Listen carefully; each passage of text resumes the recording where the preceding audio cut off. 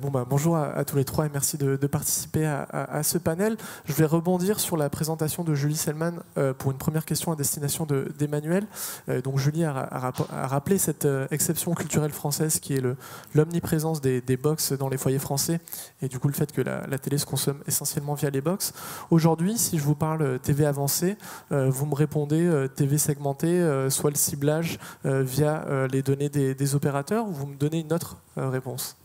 Oui, mais pas que. Alors si on prend la définition de l'Advanced TV côté américain, on mélange en fait différents concepts. En gros, ça va être toutes les alternatives à la télé linéaire classique. Donc en fait, on va retrouver effectivement la télé segmentée, adressée, là-bas on l'appelle adressée, mais aussi les services OTT, la SVOD, et on va retrouver également tout ce qui va être téléconnecté. Donc moi, je suis pas sûr que ça apporte beaucoup de clarté. Donc, c'est vrai que les Américains, quand ils viennent en France, moi je le vois, ils communiquent beaucoup sur la CTV, sachant que le marché de la CTV est pour l'instant peu développé en tant que tel en France. On va en parler, mais je pense qu'en fait il y a trois dimensions. Moi je pense que pour essayer d'avoir une vue un peu plus exhaustive, parce que l'idée aussi c'est pas d'opposer non plus télé linéaire avec le reste du monde. Il faut quand même garder en tête que la télé linéaire est la locomotive du marché. Donc par contre se dire il y a des alternatives, notamment par les technologies, qui permettent de compléter ça. Donc pour moi il y a un peu trois dimensions. Le premier c'est le mode de consommation du média. Est-ce qu'il est linéaire ou non linéaire? Linéaire étant contraint par un horaire, non linéaire, c'est à la demande quand je le souhaite. Deuxième point qu'on oublie très souvent, c'est le mode de réception du média. Donc effectivement, ça peut être par une box opérateur, exemple celle d'Orange, mais ça peut être aussi via un boîtier TNT, une réception câblée satellite et une télé connectée qui reçoit Internet sans passer par la box opérateur. Et en fait, et là-dessus je fais un peu une parenthèse importante, c'est que on l'a dit, et je pense qu'on va en parler en détail, mais on a un marché très spécifique, très porté par un mode de réception majoritaire, très majoritaire par les box opérateurs. Deuxième point, c'est très rare d'avoir un foyer qui utilise un seul mode de réception.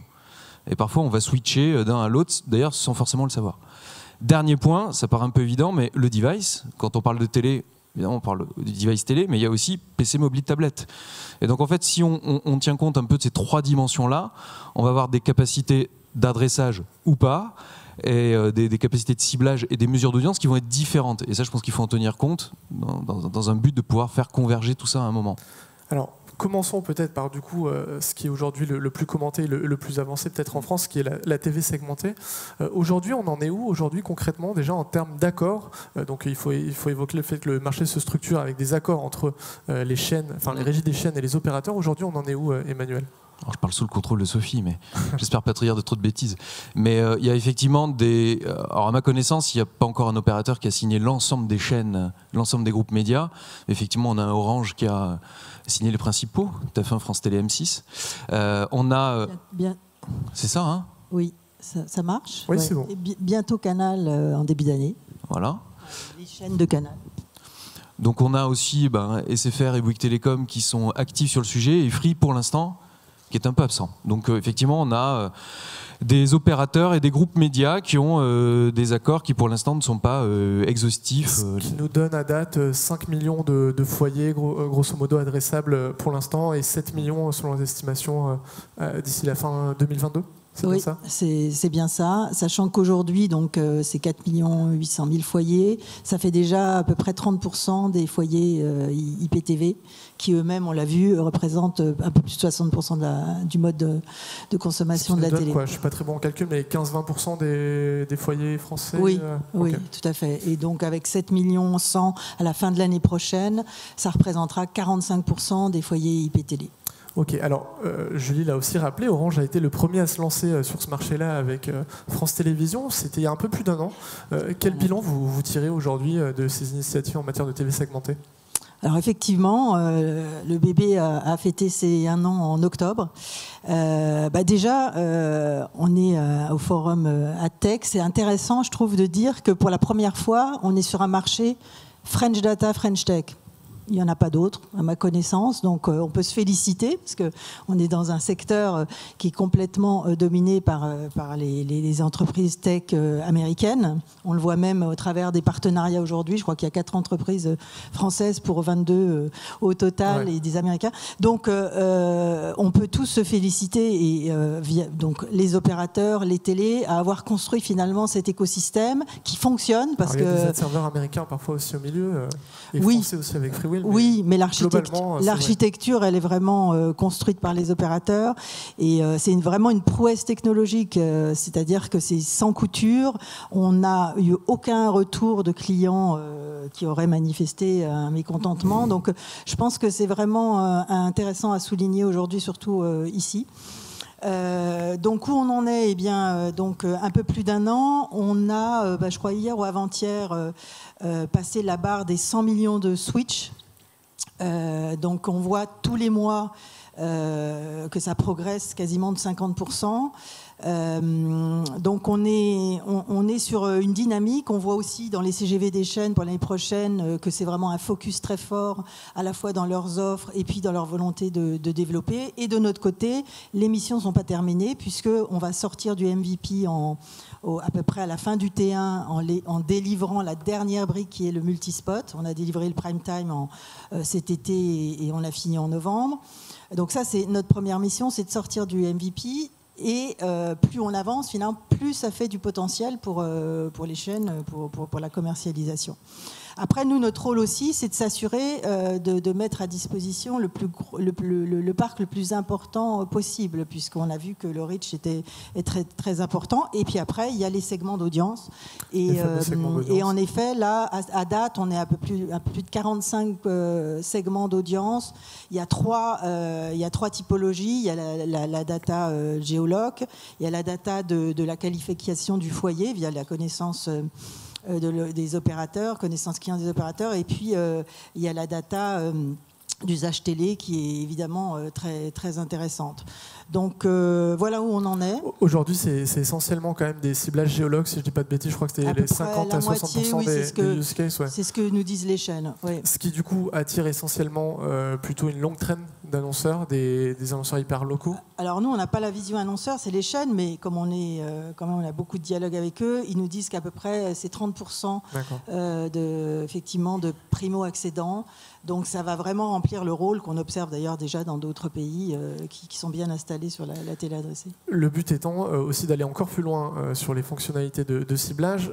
J'ai cru comprendre qu'il allait y avoir bientôt des possibilités d'onboarder. L'acheteur pourra onboarder ses données. Oui, alors ça c'est vraiment... il y a 2 cibles qui vont être très très importantes. C'est la capacité en effet pour un annonceur de cibler ses clients ou ses prospects, avec d'ailleurs des messages différents, et la data dite shopper. Donc ça nécessite, ces 2 cibles nécessitent de la data tierce. Donc, dans le cas des annonceurs, la data des annonceurs, et dans le cas de shoppers, avec des retailers. Donc ça, c'est vraiment un cap important qu'on va passer probablement au cours du semestre de l'année prochaine. Emmanuel, vous qui êtes acheteur, en quoi est-ce que c'est qu'un cap important que d'apporter ces briques, CRM onboarding, données retailer, pour apporter peut-être plus d'efficacité à la TV adressée? Moi, je crois beaucoup au fait que la télé segmentée peut apporter un travail sur l'optimisation de la couverture, et notamment de la couverture utile en télévision, le fait d'avoir un minimum de répétition pour être mémorisé et un maximum pour éviter une sursaturation et d'abreuver de manière trop répétitive le foyer ou l'individu. Et en fait, c'est cette optimisation de couverture utile qui est hyper stratégique, puisque, je vous apprends rien, la télé linéaire décline gentiment mais sûrement, et effectivement c'est de se dire comment est-ce que je vais pouvoir, d'un point de vue média planning, d'un point de vue achat, m'assurer d'avoir toujours ce niveau de couverture le plus élevé possible avec le bon niveau de répétition.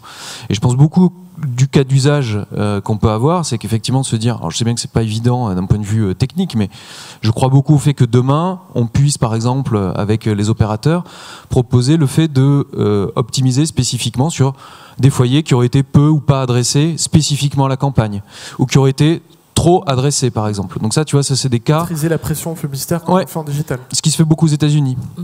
Emmanuel, juste peut-être je peux partager avec vous, puisqu'on vient de faire justement un test avec TF1 sur ce case, où, avec un annonceur, où il y a eu une campagne en linéaire et parallèlement une campagne en téléadressée sur les petits consommateurs. Et c'est ce qu'on a observé, c'est génial, c'est une couverture de plus de 5 points grâce à ce combo télélinéaire, téléadressé. 5 points en télé, c'est gigantesque. La conquête des points de couverture, on le sait. Donc c'est hyper encourageant et finalement ça remplit cet objectif. Oui, tout à fait. Nous, c'est ce qu'on avait fait justement au printemps avec un hôtelier. Mais l'idée, ça serait de se dire comment est-ce que je vais plus loin. C'est les gens qui n'ont vraiment pas été adressés ou qui ont été trop adressés à mon spot spécifiquement. Ouais. Donc là, on est sur une notion de petit consommateur télé de manière générale, mais aller un peu plus loin. Donc ça, c'est des choses qui sont... Voilà. Là, on est encore en phase de MVP. Comme le disait Sophie, elle a raison, déjà, ça fonctionne. On est en phase de MVP pour justement réfléchir et recueillir les besoins côté acheteur, les besoins d'un point de vue technique côté régie. Donc on est encore dans cette phase-là, mais je crois beaucoup à cet aspect-là, et je crois beaucoup aussi à l'autre point qui va arriver, je pense, très prochainement. Ça va être tout ce qui va être DCO. Non pas pour ultra spécialiser le message, donc, mais Dynamic Creative Optimization pour ceux qui ne seraient pas familiers du terme. Oui, exactement. Donc je reste convaincu qu'on utilise la télé pour ce qu'elle est, c'est-à-dire un média de masse. C'est encore et beaucoup un média de masse. Donc toujours acheter un créneau, le fameux le 20h de TF1 par exemple, et de se dire qui m'apporte une audience importante, de ne pas forcément exclure une partie, parce qu'aujourd'hui quand on pense segmenter, c'est j'exclus une partie, voire même une grosse majorité des gens qui ne sont pas dans ma cible. Moi je suis convaincu que grâce à la DCO, on peut toujours acheter ce créneau et être capable de segmenter sur 2, 3, 30 cibles différentes si on le veut, avec une adaptation du message. Ouais. Et ça je crois beaucoup à cet aspect-là, qui est de se dire à l'annonceur, on a toujours la capacité de réunir beaucoup de gens au même moment. C'est quand même ça la valeur intrinsèque de la télé linéaire. Mais on est capable d'adapter en fonction des profils des foyers, un message, une petite virgule, un pack shot, etc. En fonction. Donc là, on a évoqué l'importance de maîtriser la pression publicitaire entre TV linéaire et TV adressée, par exemple. Pourquoi ne pas le faire aussi avec le digital en fait? C'est une question pour vous, Nicolas. Vous évoquez aujourd'hui cette frontière invisible qu'il y a entre la TV et le digital. Est-ce qu'un des gros enjeux, c'est justement de ne pas être capable, depuis un même outil d'achat, de maîtriser la pression publicitaire entre TV linéaire, TV segmentée et son plan vidéo display, qu'il soit sur YouTube ou sur l'open web? Bonjour à tous. C'est une sacrée question, elle est longue. On commence... Si, j'aimerais revenir quand même sur un point avant de parler de ça.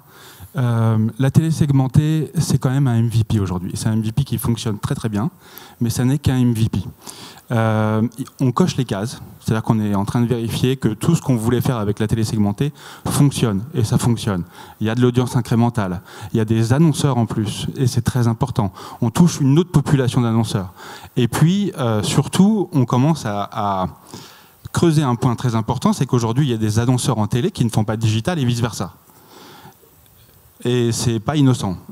Et c'est pas innocent parce que cette frontière invisible dont vous me parliez, c'est le fait que les métiers ne se sont pas encore parfaitement rejoints. Sur quel point? Le mode d'achat, le mode d'achat, il y a d'abord, historiquement, il y a un mode d'achat télé qui est séparé du mode d'achat digital. On sait que les agences font énormément d'efforts pour réunir les deux.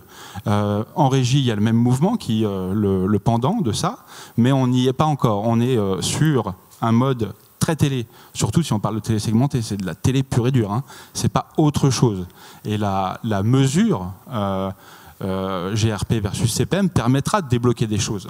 Donc c'est pour ça que je rappelle... On s'en approche ou pas? Parce que moi, ça fait des années que j'entends parler de cet équivalent GRP dans les deux sens, et comme dit, c'est pas possible parce que ça montrerait que le CPM, que le web est beaucoup plus cher que la télé, en fait.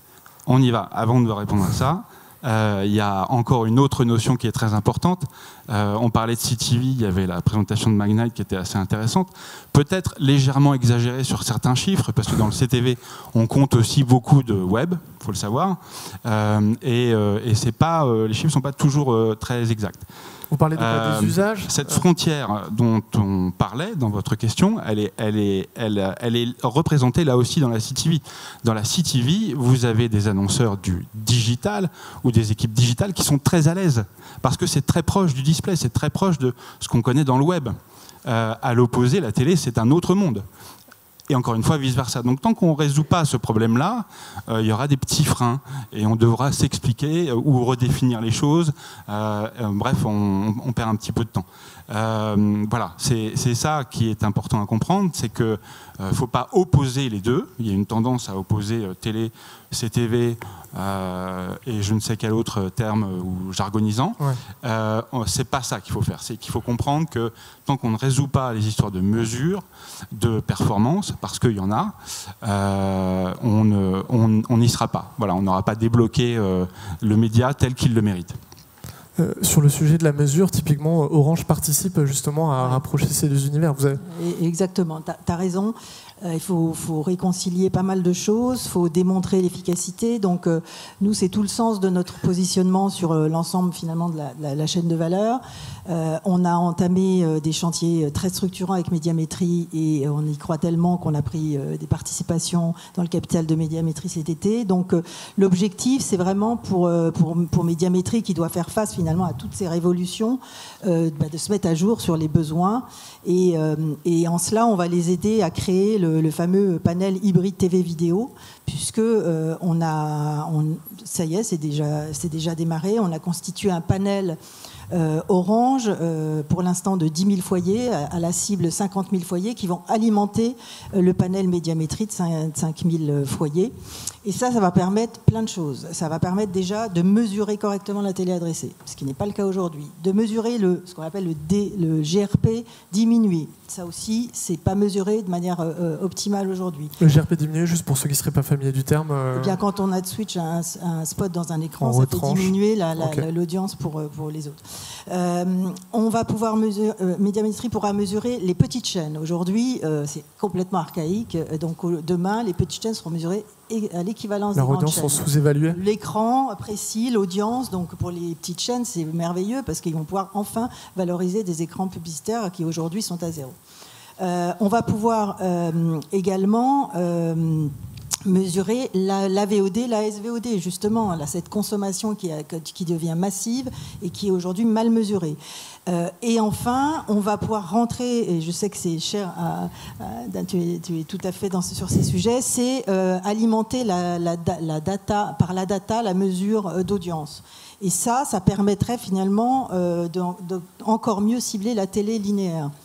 Et avec ce panel, ça va permettre à Médiamétrie de pouvoir faire ça. Donc on est vraiment là sur des sujets très structurants. Et également, on a contribué à un produit Marketing Scan avec un croisement de notre base avec le groupe Système U, qui va permettre finalement d'avoir un panel single source pour mesurer l'efficacité des campagnes FMTJ, donc en magasin avec les tickets de caisse. Donc ça aussi, ça va contribuer à mesurer aussi l'efficacité de la télé adressée, parce que ce sera possible sur le linéaire comme sur la télé adressée. Donc on va vraiment passer là dans une autre dimension. Médiamétrie va vraiment pouvoir répondre à beaucoup de problématiques et c'est très très stimulant, très aller au-delà du socio-démo dans la télé linéaire, pour vous, c'est ça en fait la vraie révolution en matière de TV avancée, parce que c'est vrai qu'on parle beaucoup de TV segmentée, un marché qui pourrait apporter 250 millions d'euros selon les estimations du S&P TV, mais quand on met ça en perspective avec les 3 milliards que représente la TV linéaire, qui en plus est en stagnation, voire en recul,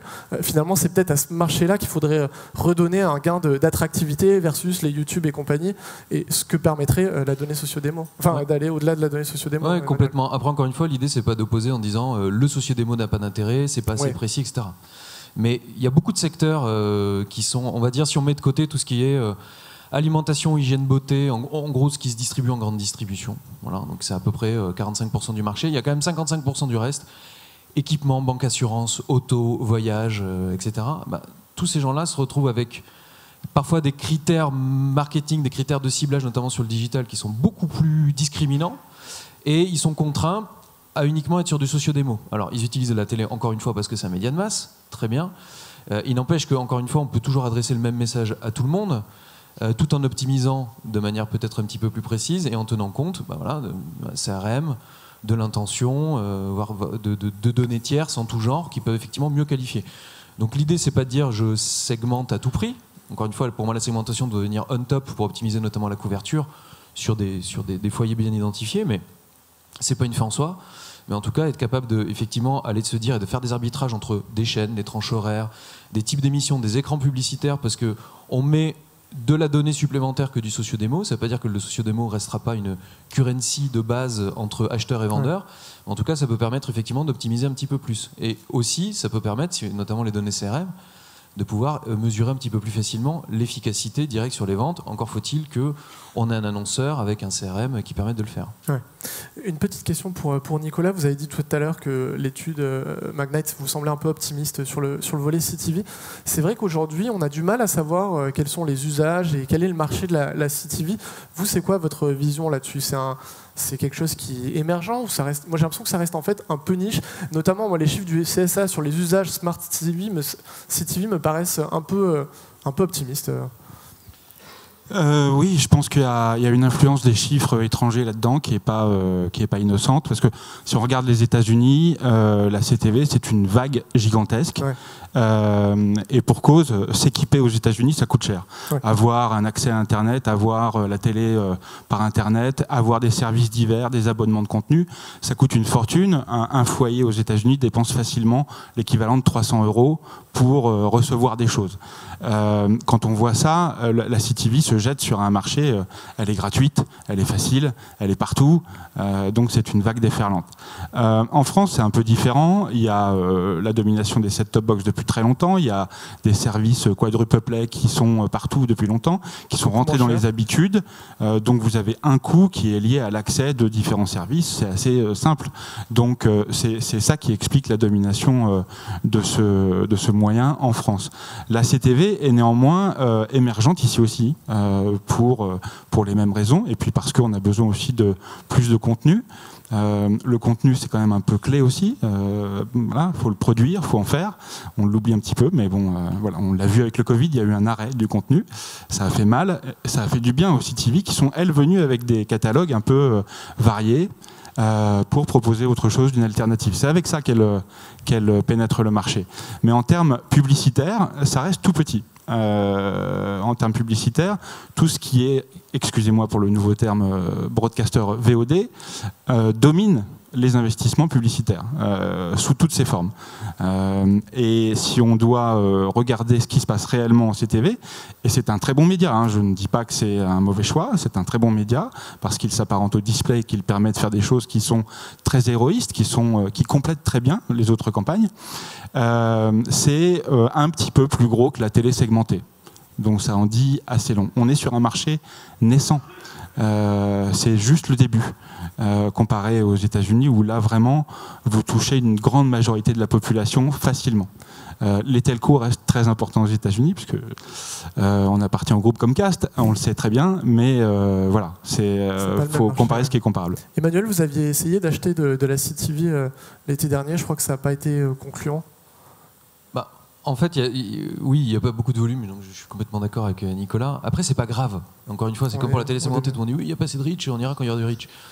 Si on a des bonnes capacités de ciblage et un bon positionnement en termes de prix, ça se regarde. Encore une fois, ça peut être des offres de niche qui peuvent compléter. C'est là qu'il y a du travail à faire, en fait. C'est-à-dire que les capacités de ciblage, elles sont très restreintes, voire même pour certains acteurs inexistantes. Et puis un positionnement prix, effectivement, si on le compare ne serait-ce qu'avec les offres de replay des chaînes de télé, on est sur des rapports parfois de 1 à 2 ou 1 à 3, donc c'est là qu'il y a du boulot à faire.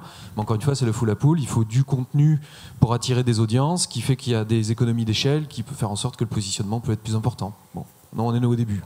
Ok. Vous vouliez dire quelque chose, Sophie ? Non, je voulais dire qu'effectivement, la CTV en France, c'est quand même...